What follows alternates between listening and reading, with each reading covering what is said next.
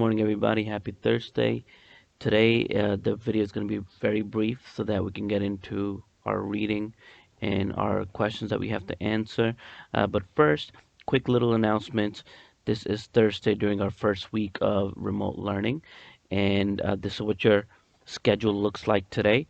So when I look at the top, first period from 8:40 to 9:30, you're in science. Then humanities 9:35 to 11:20, and I'll be on Zoom the entire time, reaching out to you today to kind of speak with each student one at a time because I want to make sure we're all getting ready for tomorrow's discussion.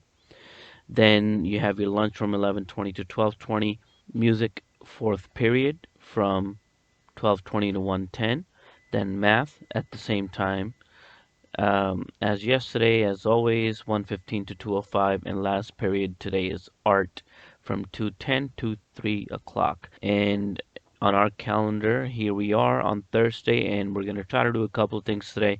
First, in the orange box, as you can see, we're going to be doing individual conferencing, so I'm going to be trying to get everybody on Zoom for a couple of minutes to make sure everybody is now familiar with Zoom, and we can also answer any questions you have. Then you have to do chapter 4, read and listen to chapter 4 and answer questions. And today's goal is supposed to be uh, practicing writing summaries. It's an objective we've had before, but we're going to try to bring it back since we're going to be discussing. We need to know how to put the whole story in a proper order so that we can talk about it. So that's why we're doing summaries today. One other quick thing just about tomorrow, um, I will be again sending out a link in your email to come join the classroom. Okay, so you need your email for tomorrow open for humanities class, and we will start the discussion when everybody checks their email, clicks the link, and then it brings you to your Zoom meeting, and then you'll see me and all your classmates. So it's going to be in your email. Look out for it in the email to do that. Still not getting a couple of things, name and class on the first page. At the top of first page, right under the video link, is always name and class. Please remember to type in your name and class. That's the first thing you should always do on any piece of paper that anybody ever gives to you. That's yours, right? Even if it's not classwork or homework, if you're receiving information from people, you usually would write your name on top of it. So if you lose it, it gets back to you. It's a good habit to get into, and I want to make sure you do it for humanities also. So without further ado, let's get into our learning plan for today. And this is what the learning plan looks like. All right. So Thursday, March 26th at the top, student name and class. This is where you should always type in your name and class, please.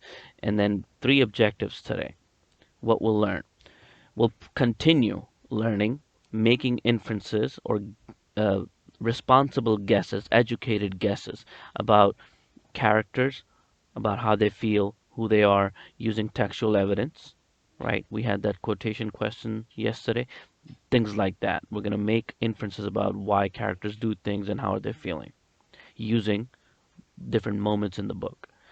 Second objective is to write complete paragraphs in response to inferential questions. So the way you're showing me your inference is typing up a paragraph. A lot of people did a great job yesterday with paragraphs. We're getting better very quickly, and that's very nice to see. So continue to answer your questions in a paragraph. Ace, answer the question, cite evidence, or say something that happened in the book that shows your point, and then end the answer. At least 3 sentences and everything. And lastly, we're going to prepare for your whole class discussion. So task 1 is to listen to chapter 4 and then answer the questions. There's only 3 questions today because you had the discussion preparation sheet. And task 2 is to complete the discussion prep table. On page 2 through page, I believe, 13, you will see the reading for today. Okay. And then these are the questions. Before I go to the questions, let me just talk about the reading real quick. Today's reading is really interesting. It's there's a big fight that happens, okay, and you just want to be thinking about Byron's role as a brother today. Okay, like is he a good brother? Is he a not so good brother? What kind of a person is he? Byron is a really interesting character we're going to keep coming back to. So think about him a lot during this and think about um, what kind of a brother is he. Now, once you've listened to chapter 4, first question is in your own words. This is a summary question. So a lot of detail here. This should not be one line at all. In your words, describe what happened between Larry Dunn and Byron. And I'm talking about specifically from pages 38 to 42. And this is the fight part. Your summary of the event should include character names and details about how it started, the beginning, then what happened, the middle, and how it ended, the end. Okay, so we should have the event, what happened, then how did it start, what was it like during it, and then at the end of the event, how did the event end. You can write a paragraph format or use a table to answer the question. So, very, very important. You have to do one of these, A or B. Okay, so either this or this whole table. Pick which one you want to do. If you want to write a paragraph, which this will be about 6 to 7 sentences at least, then you can just use this blank space to write your paragraph. Okay, what happened on pages 38 to 42? All right, and then if you don't know how to get started with a paragraph or a summary, then this would help you. This is a graphic organizer or a table that'll help you get the summary down of that event. So start with the name of the event. What do you call this event? What happened? And then how did it start in the beginning? And in the middle, you'll write what happened during the event, and in the end, what happened at the end of the event. How was Byron? How was Kenny feeling? Okay, so pick one of these, A or B. Whichever one you do, it's going to end up with a summary of the event, and it'll help us practice writing a summary with in the right order. Number 2, is Byron a good brother? I told you before, when you're watching and listening to the audio today, think about this question a lot. You have to use 2 details from chapter 4. A couple of things happen in chapter 4 that could help you explain whether or not he's a good brother. Okay, so I want you to practice putting evidence and details in, right? So your answer should sound something like Byron is a good brother, or you're going to say Byron is not a good brother. That's your claim. Once you have said that, then you have to tell me which parts in the book in chapter 4 specifically show that he was a good or a bad brother. Okay, so you might say on page 32, Byron was talking to Joey, right? So you might explain and summarize what happened to show me if he was a good brother or a bad brother. Make a claim, share details from the story that show your claim to be right, and then end the paragraph, just like ACE. Your last question, where you have to read a chunk of the text. So it says, read the quotation below from chapter 4, then answer the question that follows. Here's a quotation. I wished I hadn't told Byron about what happened. I wished I just could have gone the rest of the year with one glove.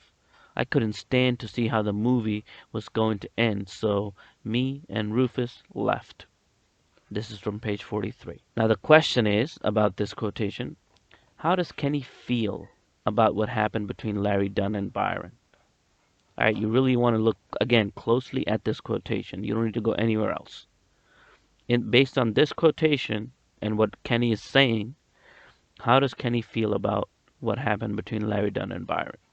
Use evidence from the quotation to support your answer.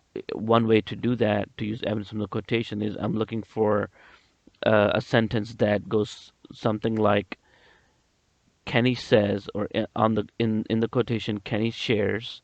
That's the kind of a sentence starter you need to be able to explain to me and show me that you're taking something from the quotation to prove your point. So last step, is prepare for the whole class discussion.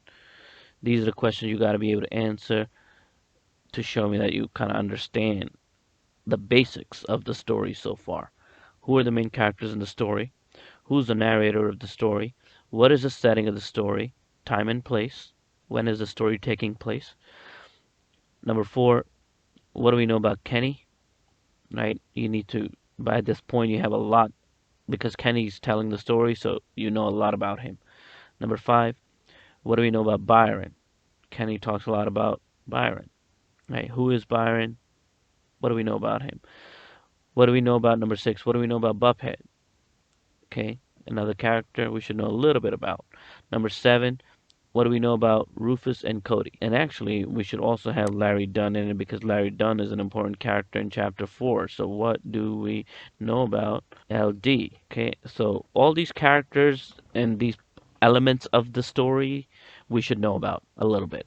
So that's why I'm giving you this to practice so that tomorrow when you come in, everybody should know this, right? And then we can have a discussion where everybody's, you know what they're talking about as far as the story is concerned. So with that, your teaching point for today has concluded. You can turn off the video or keep it open and then open up the handout and begin your tasks. And I'll be there from 9:35 to 11:20 to be checking in with each student one at a time. Okay, I'm going to have 5-minute meetings with every single student to the best of my ability today. So look out in your email and for an invitation to Zoom meeting. All right, and I'll talk to you then. All right, take care. Good luck. Bye.